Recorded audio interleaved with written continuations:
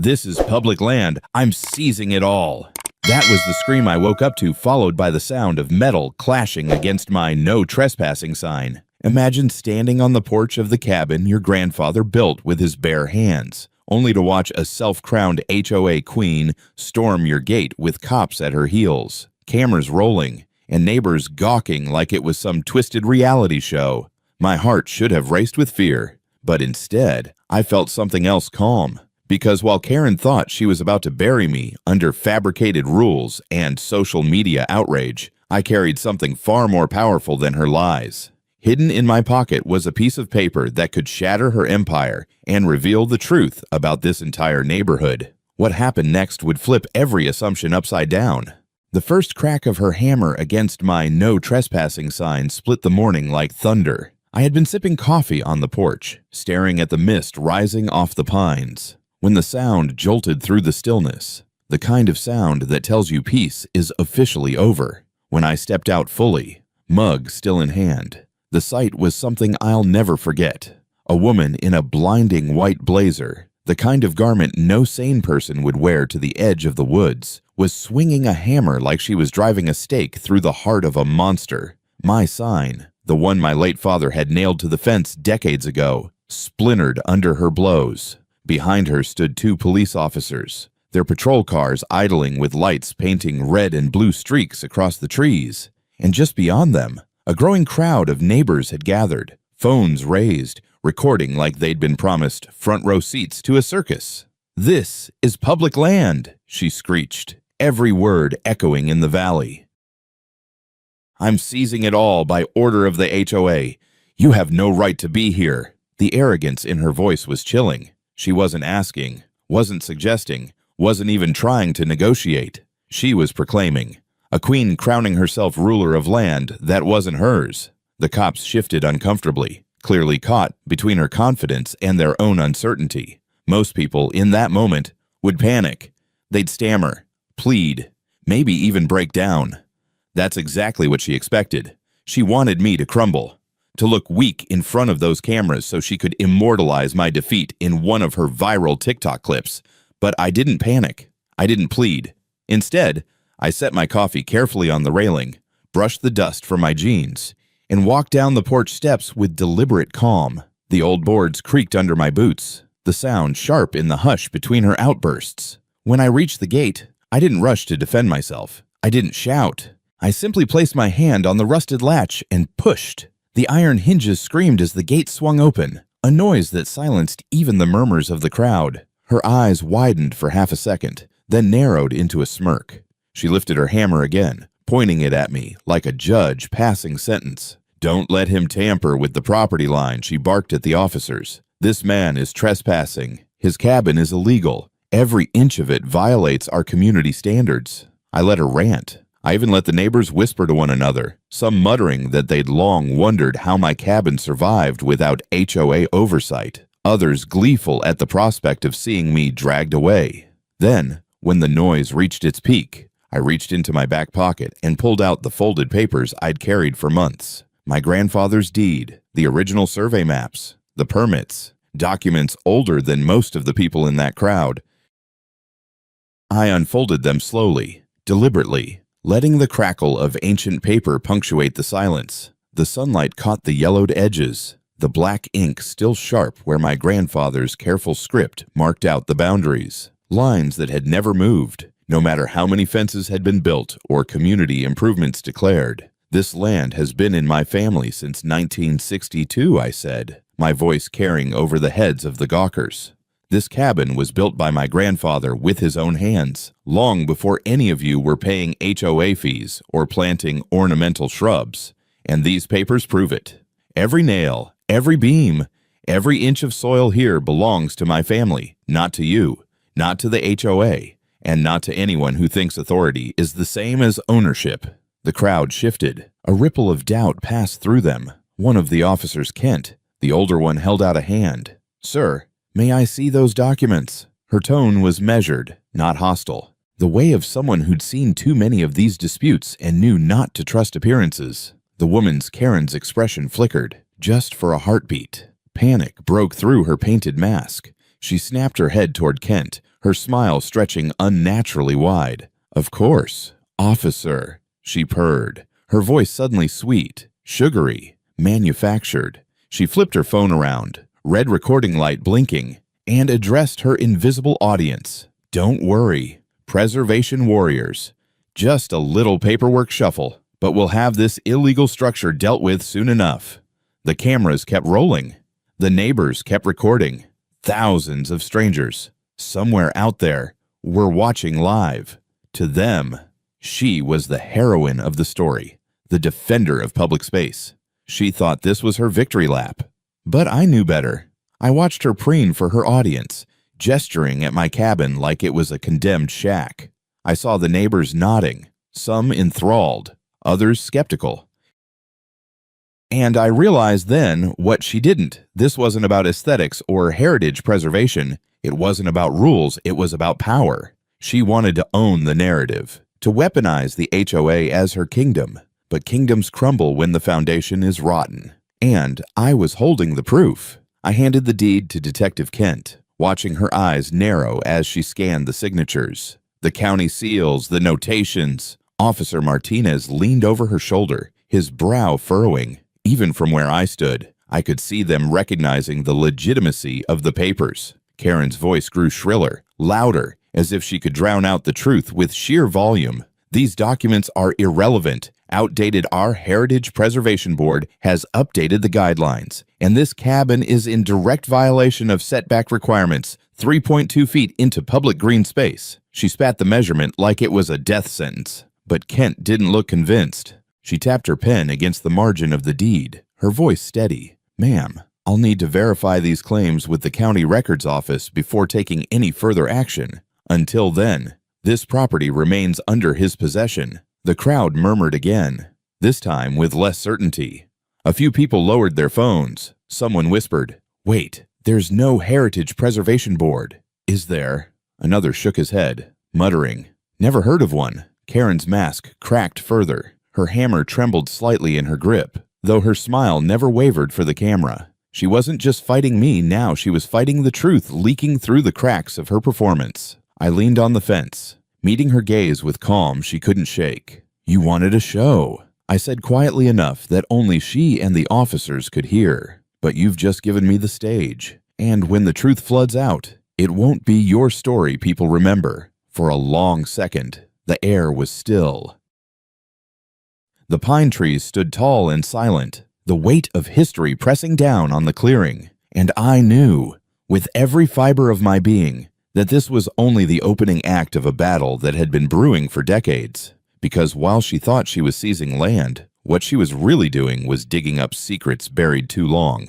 And I was ready to open the floodgate. The day after that confrontation should have been calm. It should have been like every other morning I'd spent in the cabin for the past 3 years, coffee brewing, the smell of pine resin drifting in through the open windows, the sound of birds darting between the branches. This place had always been a sanctuary, a living reminder of my family's roots. But ever since Karen Caldwell, self-proclaimed queen of our HOA, got herself elected, peace had become a luxury. I often thought back to the cabin's beginnings. My grandfather built it in 1962, long before developers carved paved streets into the valley and filled it with copy-paste houses stacked side by side. He was a Korean War veteran, a man of quiet hands and stubborn pride. Every beam was cut by him, every nail hammered with care. He didn't just build a home, he built a legacy.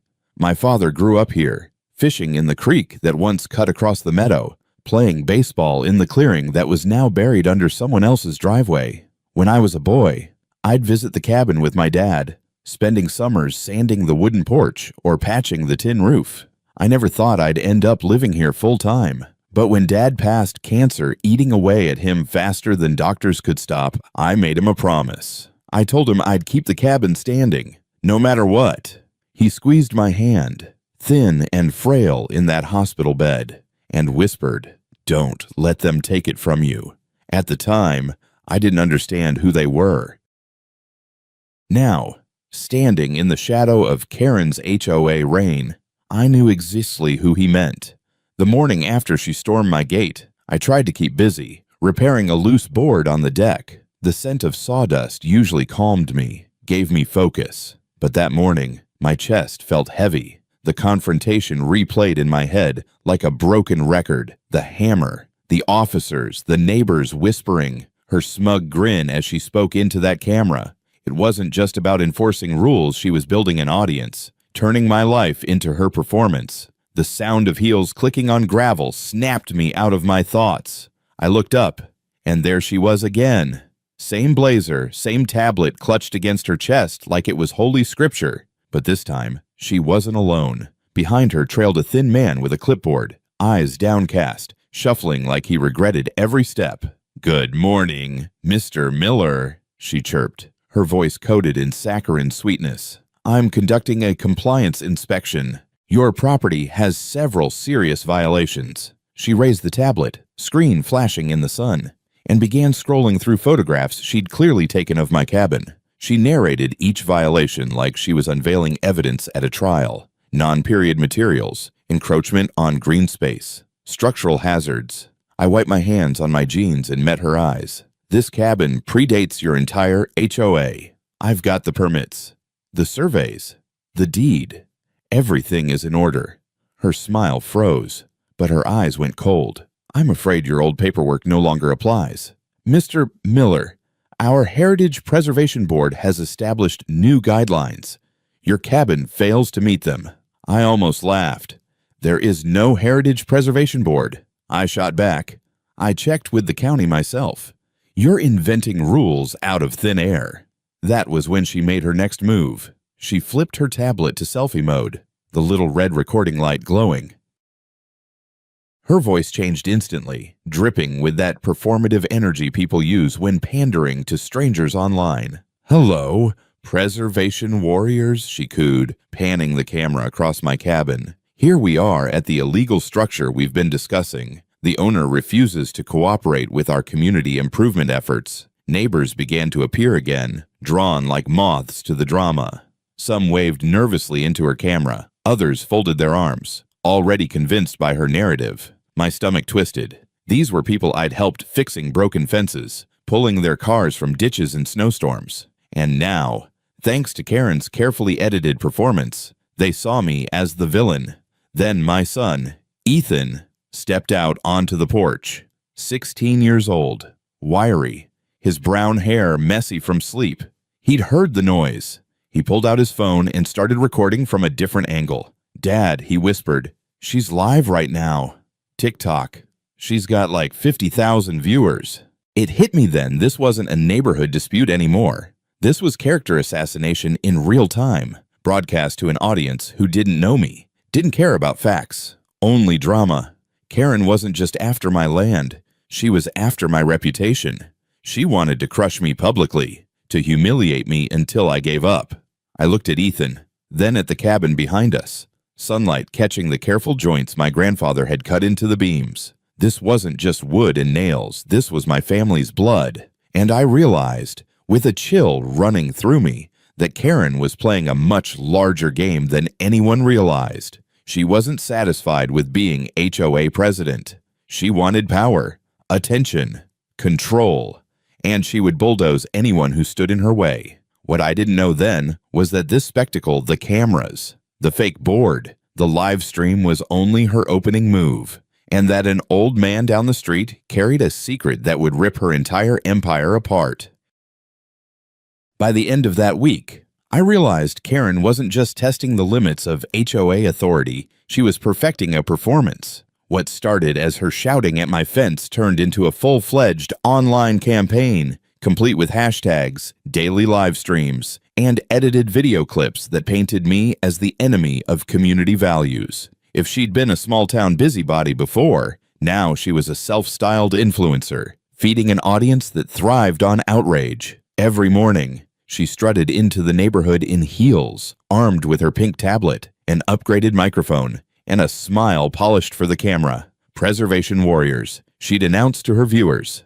Today, we're inspecting another property that threatens our heritage. Inevitably, she'd end up back at my cabin, her favorite target. The neighbors started treating her live streams like weather reports, logging in daily to see whose property was next on the chopping block. The part that cut the deepest was seeing familiar faces in the background of her videos. Neighbors I'd helped replace a roof for, folks I'd lent my tools to, even the couple I'd pulled out of a ditch one icy winter night. They weren't standing with me. They were nodding along to Karen's script, clapping at her every accusation, as if she were performing for them instead of against me. At first, I tried to ignore it. I told myself that truth would outlast gossip, that documentation would silence drama. But ignoring Karen was like ignoring a fire. She didn't burn out, she spread. By the third live stream, her TikTok following had doubled. By the fifth, she was fielding donations through cash apps from people across the country who believed they were funding some noble crusade to defend public land. Ethan was the one who woke me up to the scale of it. One evening, he came into the cabin with his phone in hand, his face pale. "Dad, look at this," he said, thrusting the screen toward me. Karen's page glowed bright, a new video already at 40,000 views. In it, she walked past my cabin with a dramatic sigh. "Here we are again," she narrated. The illegal cabin, the dangerous eyesore, the selfish homeowner who refuses to respect the rules we all agreed to live by. The camera zoomed in on my porch, where my work boots sat by the door. She framed them like evidence of some crime. Her caption read, "Every day he defies us. How long can one man hold an entire community hostage, Dad?" Ethan whispered. "People are commenting stuff like, 'Burn it down and kick him out already.' They don't even live here. They don't know you." The words hit like a gut punch. It was no longer just Karen versus me. She had weaponized strangers, people thousands of miles away, who saw me not as a father, a neighbor, or a man preserving his family's history, but as a villain in her scripted drama. I clenched my fists. "This isn't about violations," I said. "It's about her building an empire. If she destroys me, she proves she can destroy anyone." Ethan hesitated, then met my eyes. "Then we fight back the way she fights. Dad, with proof, with cameras, with the truth." It was a strange moment, my son, barely 16, showing a kind of clarity adults often lack. He pulled out a small tripod from his backpack, something he'd bought with saved allowance money, and set it up on the porch. "If she wants to make a show," he said, "we'll give her the other side of it." That night, I sat at the kitchen table with my father's old documents spread out in front of me. Deeds, surveys, permits, yellowed letters from county officials. I thought about what Karen had said earlier, about the so-called Heritage Preservation Board. I had called the county myself and confirmed it didn't exist. She was inventing institutions out of thin air, draping them in authority. And people believed her because she said it with confidence. Confidence. That was her weapon. Not law, not truth, just performance. The next morning, when she came strutting down the gravel with her clipboard man in tow, I was ready. Ethan had the camera rolling from the porch while I waited at the gate, documents tucked neatly in a folder under my arm. "Mr. Miller," she greeted, sugary venom dripping from every syllable. "I'm afraid your non-compliance has escalated. This will be your final notice before I file for forced removal." "Funny," I said, holding up the folder, "because I called the county yesterday. They've never heard of your heritage board. They also said trespassing on private property with the intent to harass can land you in court." For the first time, she faltered, just a twitch at the corner of her mouth. But I caught it. Her phone was already recording, her followers already piling into the live chat. She raised her voice to the camera, cutting me out of frame. "See? Warriors. He's belligerent. He's threatening. Exactly the kind of individual who makes communities unsafe." I took a step closer, not for her, but for the camera. My voice stayed even.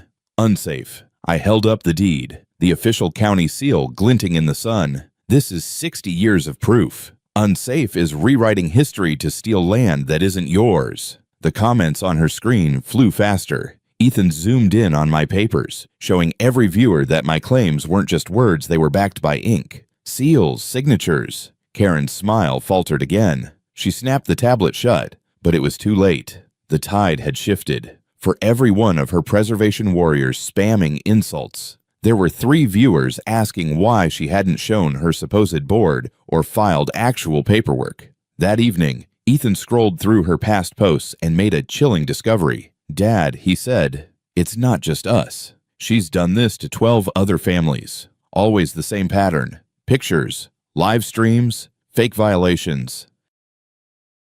He turned his phone so I could see. Each screenshot was a different house, a different family, a different caption calling them dangerous, illegal, or non-compliant. I exhaled slowly. She's not just targeting me. She's running a campaign. I didn't know it yet, but our little battle was about to unravel into something much bigger, because somewhere down the street, an old man named Earl Morrison had been keeping a secret for 40 years. And that secret was about to turn Karen's empire of lies into a house of cards ready to collapse. The morning after Ethan uncovered Karen's long trail of victims, I thought things might finally quiet down. Maybe, I told myself, she'd realize people were beginning to question her authority, that the comments piling up beneath her live streams were no longer as adoring as before. But I should have known better. People like Karen don't back down when their power is challenged. They double down.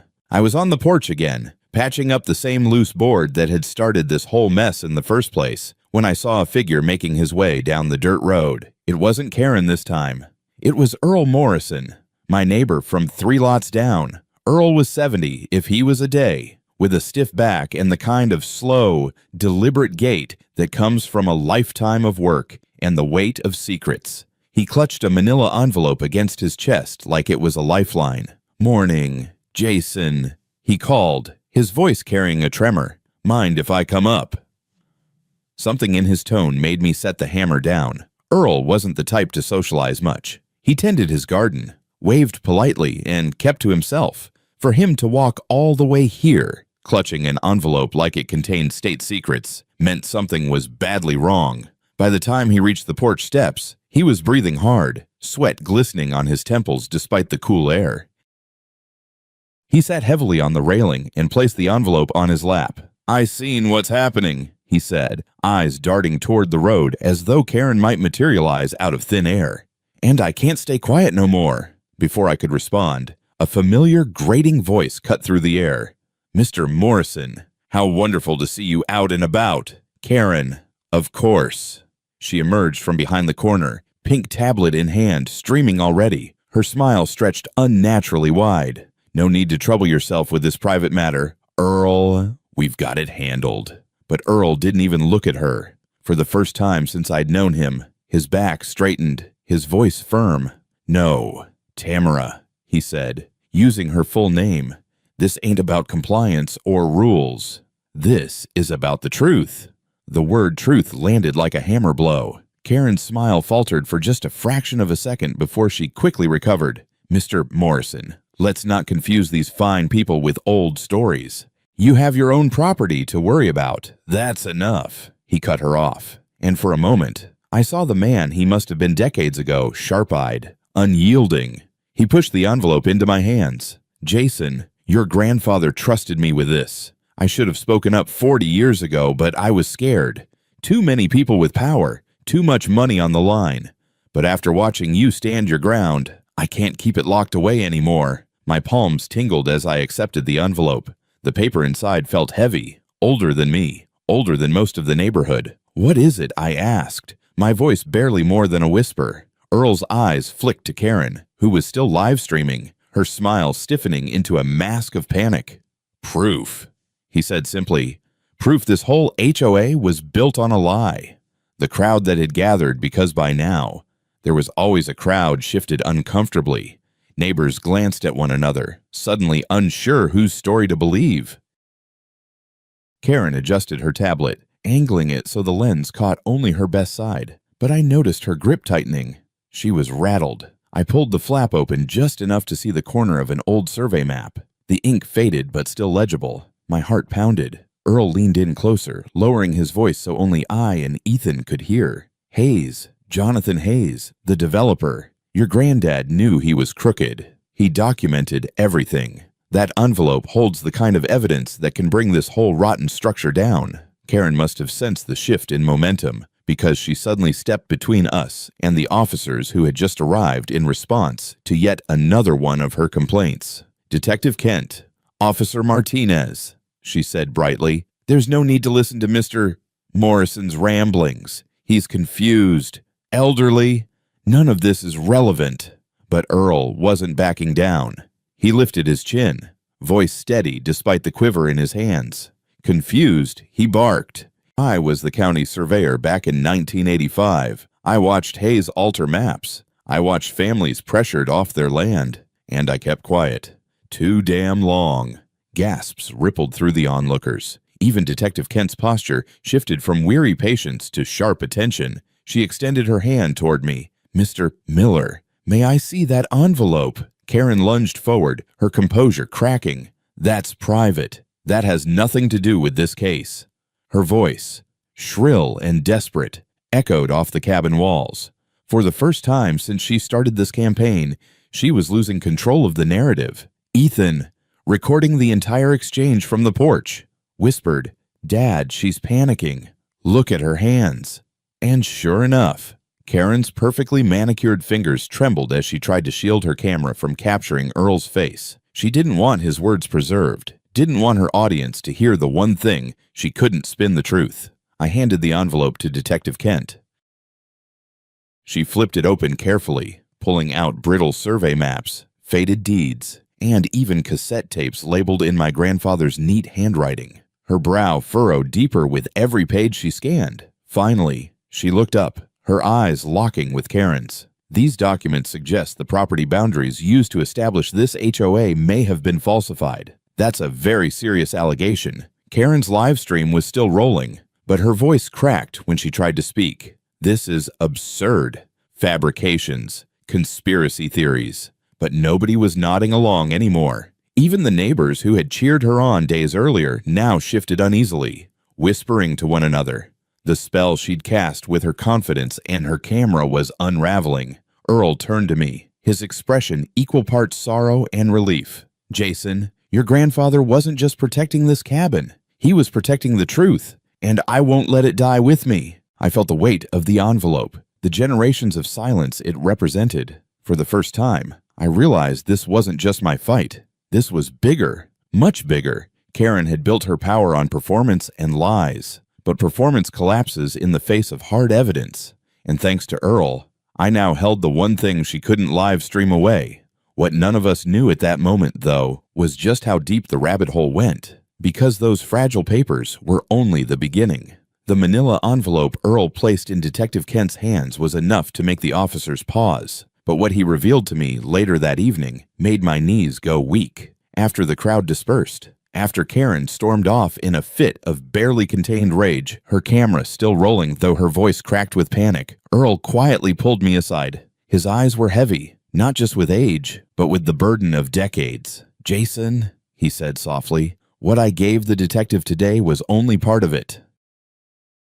I've kept the rest hidden in my house, waiting for the day someone would need it." His voice trembled, but there was a fire there, too. The kind of fire that comes from deciding fear has run its course. "You and your boy come by tonight. It's time you saw everything." That night, Ethan and I walked the gravel path to Earl's house. His porch light flickered weakly, illuminating a home that looked like it hadn't been updated in decades. Inside, the air smelled of old wood and mothballs. The wallpaper peeled in places, and the furniture creaked under the weight of time. Earl motioned for us to sit on a couch that sagged under our weight, then disappeared into a back room. When he returned, he was carrying a battered shoebox, the kind you'd expect to hold dusty photographs or forgotten receipts. But when he set it down on the coffee table and lifted the lid, my breath caught.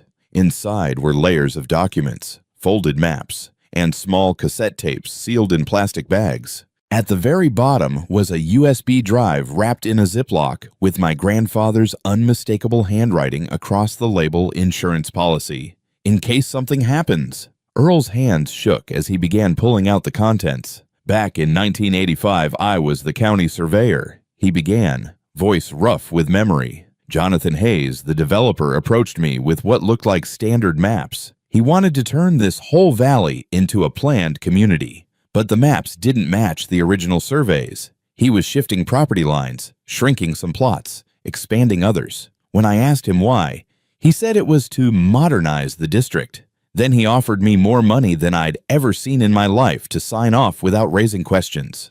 Ethan leaned forward, eyes wide. "So you knew the maps were fake?" Earl nodded slowly. "I knew, and so did your grandfather. He figured it out even before I did." He started documenting everything: recordings of Hayes, copies of the altered surveys, even meetings with county officials who were clearly on the take. He knew Hayes wasn't just bending rules. He was orchestrating a fraud that would let him steal land and flip it into profits. He pushed one of the cassette tapes toward me. Across the label, in my grandfather's blocky handwriting, were the words Hayes Meeting Number 3, March 1985. My stomach churned as I imagined his voice on that tape, still fighting for truth decades after his death. But why didn't he go public, I asked, my voice breaking. Why hide it all in a box? Earl's eyes dimmed. Because Hayes threatened him, threatened his son, your father, and any future grandchildren. Said if your granddad went public, his family would pay the price. He had people in the courthouse, in the sheriff's department, even in the state commission. It wasn't just Hayes he'd be fighting. It was a whole network. Your granddad decided to bide his time, to keep the evidence safe until the day came when someone had the strength to use it. Ethan picked up the USB drive, holding it like a sacred relic. "And that day is now," he whispered. I nodded, throat tight. My grandfather hadn't just built a cabin. He had built a shield, one meant to protect us even long after he was gone. Earl smiled weakly, then pulled out a hand-drawn survey map. "Look here," he said, tracing the lines with his crooked finger. "According to the real boundaries, your land doesn't stop at the fence. It stretches another 100 feet right into where Karen's house sits now. She's been squatting on your family's land without even knowing it." The words hit me like a hammer. All this time, she'd accused me of trespassing, of building illegally, of stealing public land when in reality, she was the trespasser. The queen of the HOA was nothing more than a squatter on stolen ground.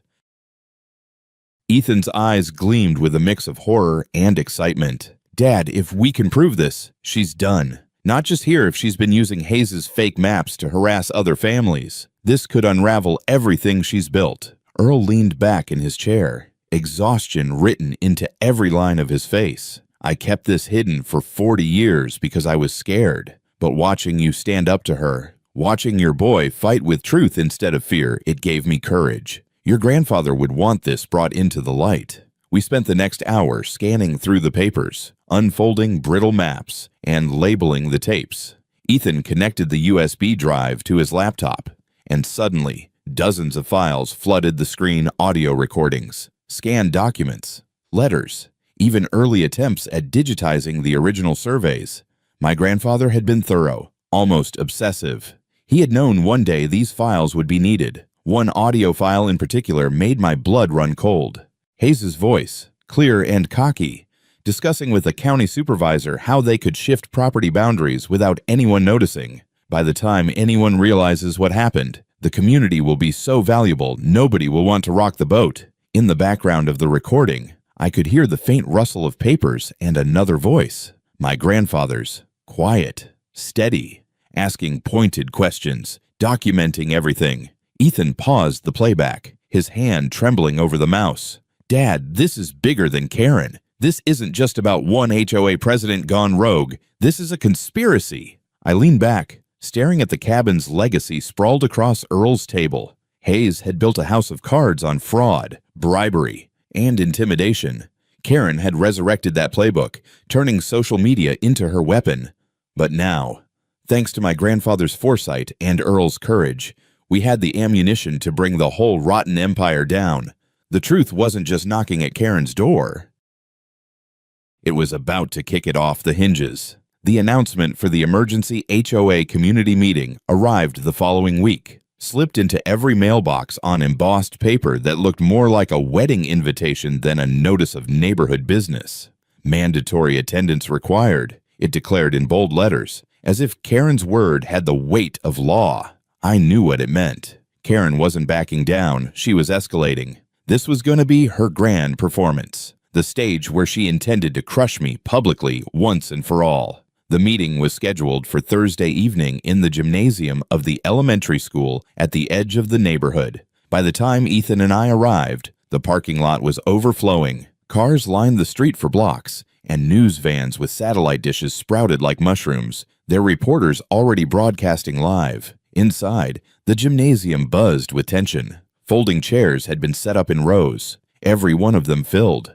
The fluorescent lights hummed overhead, casting a cold glow on the polished wooden floor. At the front of the room stood Karen, flanked by two assistants in matching blazers. She had transformed the space into something between a courtroom and a theater, easels displaying enlarged property maps, a projector screen waiting for her presentation, even professional lighting rigs that made the whole thing look like a press conference. When she spotted me, her smile widened, but it wasn't warmth. It was the smile of a predator who thinks the trap is about to snap shut. "Ladies and gentlemen," she began, her voice magnified by a microphone, "thank you for coming tonight. We are here to address a grave threat to our community heritage. An illegal cabin, built without proper oversight, continues to violate our standards and endanger our property values." Her words dripped with venom, but her delivery was flawless. She clicked her tablet, and the projector flared to life.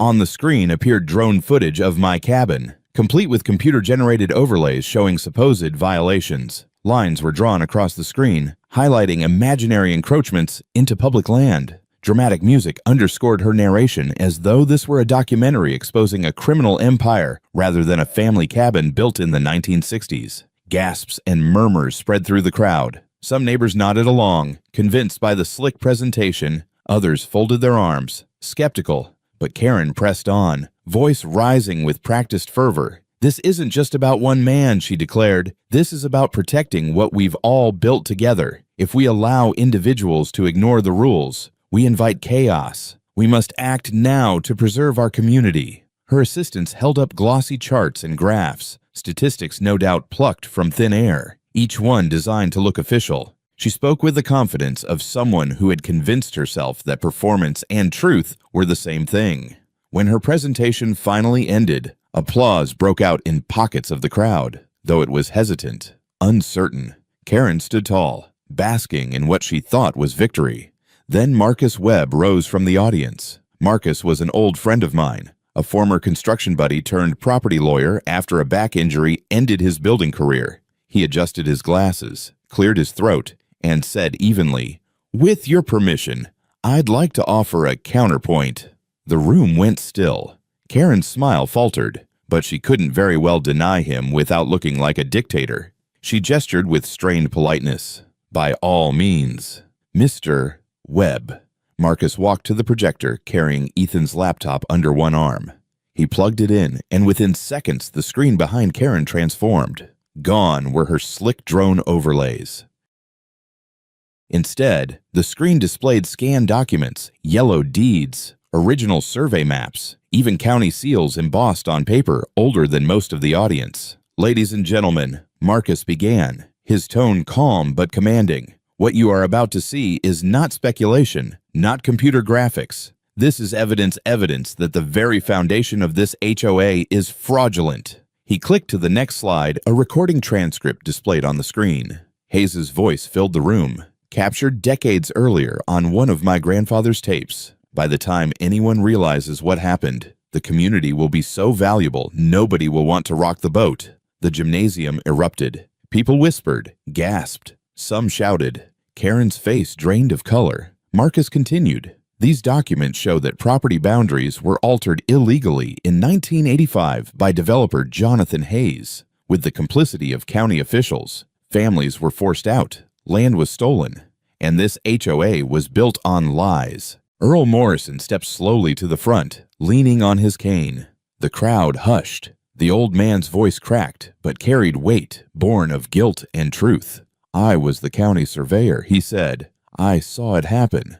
I stayed quiet because I was scared, but I won't stay quiet anymore. Your HOA exists because of fraud." A stunned silence followed. Then, slowly, the silence broke into murmurs, anger, disbelief, outrage. Neighbors who had once cheered for Karen now turned to one another, eyes wide, demanding answers. Karen snapped, her mask shattered. Lies she screamed into her microphone, her voice shrill. Conspiracy theories. Don't you see they're trying to destroy our community with baseless accusations? But the more she shouted, the less convincing she became. The calm authority she had built her empire on was gone, replaced by wild flailing. Detective Kent, seated near the back, stood up. Her voice cut through the chaos.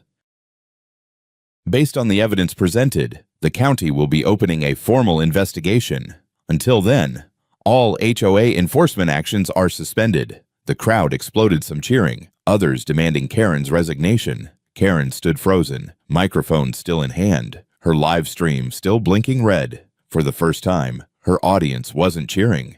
They were watching a queen lose her crown in real time. Ethan turned to me, his voice barely above a whisper. "Dad, we just turned the whole neighborhood upside down." I looked at my son, then at the cabin of documents now projected for all to see. My grandfather's legacy had just toppled an empire built on fraud. But even in that moment of triumph, I felt a chill, because people like Karen don't go quietly. And sure enough, as she stormed out of the gymnasium, I saw the fury in her eyes. She wasn't finished. Not by a long shot. The night of the community meeting ended with Karen storming out of the gymnasium, her camera crew trailing behind her like obedient shadows. Most of the neighbors stayed behind, buzzing with disbelief, rallying around Earl, Marcus, and me. For the first time in months, people were questioning her authority instead of blindly following it. I should have slept well that night, but I didn't. I knew Karen's kind. She didn't lose gracefully. She retaliated. At sunrise, Ethan shook me awake. His face was pale, his voice urgent. "Dad, you need to see this." He dragged me to the porch, phone clutched in his hand. I followed his gaze down the road and froze. Heavy machinery roared in the distance. A construction crew in hard hats and reflective vests was hard at work, their bulldozers chewing into the earth, their drills whining. Within hours, they had erected a towering chain-link fence topped with razor wire that cut across our neighborhood like a scar. It didn't just run in front of my cabin, it snaked around Earl's driveway, through Mrs. Patterson's rose garden, and across the Hendersons' front yard. 6 families, trapped behind steel. "What the hell?" I whispered, my chest tightening. Ethan's camera was already rolling. "She started at 4 in the morning, he said grimly. "I caught everything. Dad, she's fencing in the entire block. It looks like a prison." The scene was surreal. By 7 a.m., an electronic gate system had been installed at the only entrance. A keypad blinked red, waiting for codes none of us had been given. The construction foreman barked orders from a clipboard, consulting blueprints that looked official but bore no county seals. Every so often, he gestured toward my cabin with a shake of his head, as if I were an obstacle to progress. Neighbors gathered at their fences, faces pale. Earl stood in his bathrobe, gripping the bars as though he couldn't believe they were real. Mrs. Patterson knelt in her garden, snapping photos of the razor wire cutting through her prize roses. Children cried, asking their parents why they couldn't walk to school. And then the media arrived. By 8 o'clock, 3 news vans were parked outside the barrier, their reporters broadcasting live HOA president builds prison fence around neighborhood homes. Cameras captured residents shouting through the fence, construction crews tightening bolts, and Karen herself strutting proudly along the perimeter. She wore a neon safety vest and held a megaphone, barking orders like a dictator. "This is for your protection," she declared, voice echoing. "These properties are non-compliant and unsafe. Until they meet community standards, they will remain quarantined." Quarantined. She actually said the word, as if we were diseased. Ethan panned his camera across the fence, his live stream counter skyrocketing past 20,000 viewers. Comments flew. "Is this even legal? This looks like kidnapping." Sue her into the ground. The internet was finally catching on. By mid-morning, Marcus arrived, weaving his way past the crowd of reporters. He held up a stack of papers, his face grim. Detective Kent was with him, followed by 2 county officials. When they reached the gate, Marcus called out, "Good news and bad news." "Jason." His voice carried over the clamor. "The good news is Karen just handed us the strongest evidence yet that she has no legal authority. The bad news is, it'll take hours for a judge to issue the order to tear this fence down. Karen smirked from her side of the barrier, her live stream still rolling. You see, even lawyers admit it. The law takes time, but leadership acts swiftly. She posed dramatically against the razor wire, playing the heroine for her followers, but she had made a fatal mistake. The county surveyor arrived shortly after noon to assess the damage caused by the fence's installation.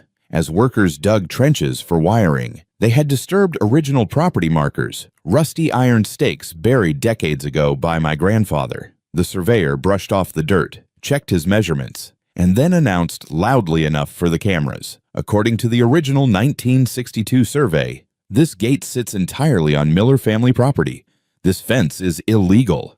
The crowd erupted. Reporters rushed to capture the declaration. Neighbors cheered, and Karen's mask cracked. For the first time, her smile vanished. Detective Kent began photographing the scene like it was a crime site. She spoke firmly, her voice clipped. Ms.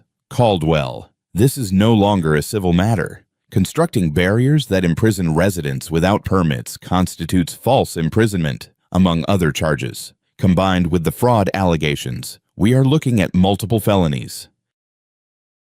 Karen's live stream caught every word. Her hand shook as she held the camera, her once steady tone unraveling. This is corruption. You're all in on it. These so-called residents are criminals trying to destroy our heritage, but her audience wasn't buying it anymore. Ethan showed me his phone. Comments flooded the screen. She's lost it. This is abuse of power. Someone call the FBI. By evening, the pressure broke. A court order arrived authorizing immediate dismantling of the fence. The same construction crew that had built Karen's prison was ordered to tear it down under county supervision.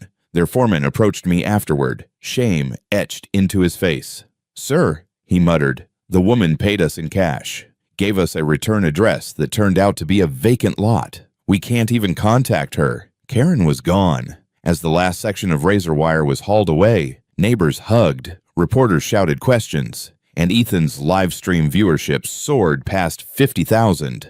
We had survived her most desperate move, but the damage was undeniable. Trust in our community was shattered, and the scars of her tyranny would take time to heal. Yet even in defeat, I knew Karen wasn't finished. People like her never are. She'd retreat, regroup, and come back sharper, more dangerous. And when she did, we would need more than deeds and surveys. We'd need every scrap of evidence my grandfather had preserved. Because Karen's war wasn't just about my cabin anymore. It was about exposing a conspiracy that stretched far beyond our neighborhood. The morning after the fence came down, I thought maybe, just maybe, we could breathe again. Neighbors were still shaken, but there was a strange sense of relief in the air. Children ran across yards that had been barred just hours earlier, and Mrs. Patterson carefully replanted what was left of her roses. For the first time in weeks, the community felt united, yet beneath that fragile calm, everyone knew the storm wasn't over. Detective Kent confirmed it when she came by that afternoon. Her tone was sharper now, more official. "Mr.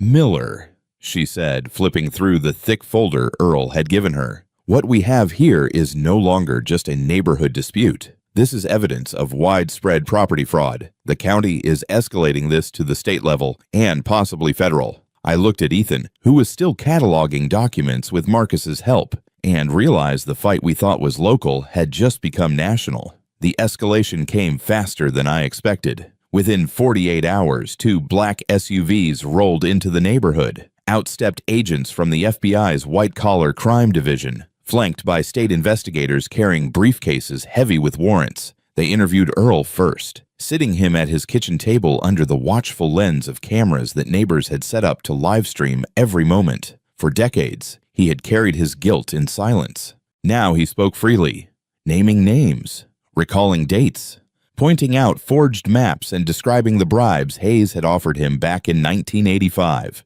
The agents listened carefully, nodding, taking notes. When Earl slid the shoebox across the table, the one filled with tapes and maps, they treated it like a treasure chest. The weight of history was suddenly evidence in a federal case. Karen, meanwhile, had vanished. The address she had given to contractors was fake, her phone disconnected, her email scrubbed, but her digital footprint was harder to erase. Ethan, ever resourceful, dug into her live stream archives and cross-referenced usernames, IP addresses, and donation accounts. What he found was chilling. "Dad," he said one evening, spinning his laptop toward me, "she's not who she says she is. Her name isn't even Karen Caldwell. Look at this." On the screen was a string of aliases tied to property developments in Arizona, Nevada, and New Mexico. Each followed the same pattern. She infiltrated an HOA, got herself elected, manufactured compliance violations, then used the fabricated authority to seize valuable land. "She's done this before," Marcus muttered, leaning closer, "and she'll keep doing it until someone stops her." The FBI agents confirmed Ethan's findings a day later. "The woman calling herself Caldwell is actually Teresa Collins," one of them explained, a former real estate developer who went underground after several lawsuits in the early 2000s. She's been reinventing herself in communities across the Southwest, exploiting HOAs as tools for property theft. "Your neighborhood is her third known operation." The words made me dizzy. We hadn't just been fighting one unhinged HOA president. We had been targeted by a career con artist running a decades-long scheme. As news spread, reporters swarmed the community. Headlines screamed HOA president under investigation for massive fraud. Cameras rolled as neighbors who had once cheered for Karen now lined up to give interviews, admitting they felt duped. But the biggest revelation came when Ethan cracked the encrypted folders on my grandfather's USB drive. Buried deep inside were scanned contracts, emails, and even recorded phone calls between Hayes and county officials. One call in particular made my blood run cold. Hayes's voice, calm and calculating, spoke of creating green spaces by redrawing maps. And in the background, another voice chimed in, "As long as the HOA looks legitimate, no one will question it." The voice belonged to a county commissioner, one still serving today. "This isn't just history," Marcus said grimly as we listened. "Hayes's network is still active." The evidence snowballed. FBI agents connected the dots across 12 communities in Colorado alone, each showing the same pattern of fraudulent land transfers. Operation Boundary Shift. They called it a conspiracy spanning decades, orchestrated through shell HOAs and complicit officials. Earl's testimony became the cornerstone of the case. Watching him walk into a federal building with his cane and that shoebox, shoulders straight for the first time in years, was something I'll never forget. "Your grandfather would be proud," he told me before stepping inside.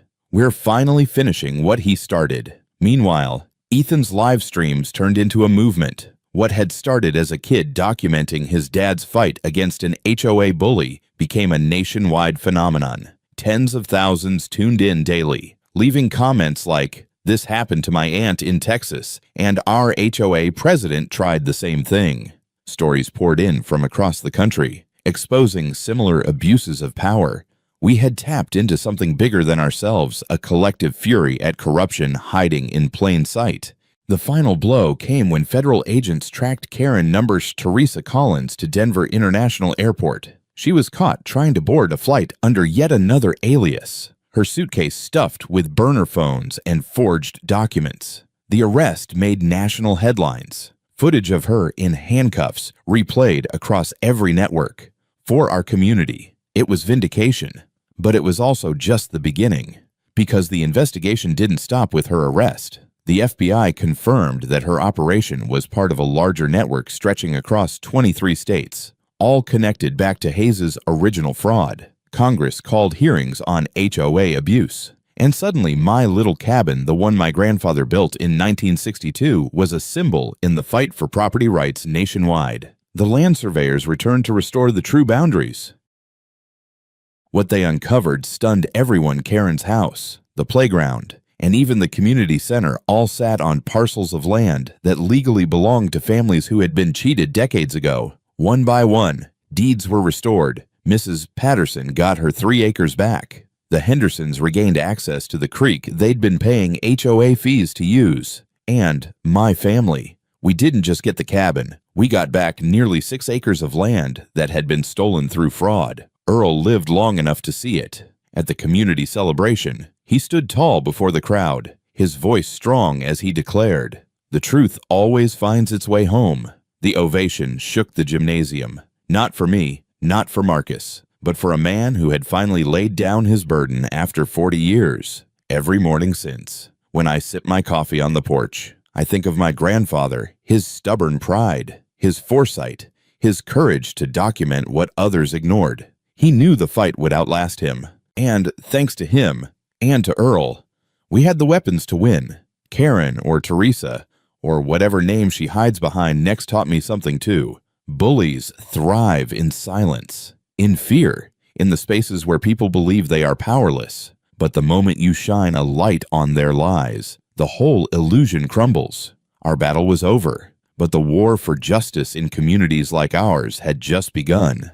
When I look back on everything the hammer against my no trespassing sign, the razor wire fence, the courtroom-style meeting in the school gym, I realize this story was never just about my cabin. It was about power, fear, and the lengths people will go to when they think no one will stop them. Karen tried to turn neighbors into enemies and lies into law. But what defeated her wasn't anger or violence. It was truth, persistence, and community. My grandfather protected the evidence. Earl found the courage to speak. Marcus brought the law. And Ethan proved that even a 16-year-old with a camera can make a difference. Together, we exposed a fraud that had stolen not just land, but trust, for decades. The lesson is simple but powerful. Never underestimate the truth, and never let fear silence you. Because once you stand up, others will stand with you. If you've ever faced someone abusing their power, share your story in the comments. And if you believe truth deserves a louder voice than lies, hit subscribe because more battles like this are still being fought.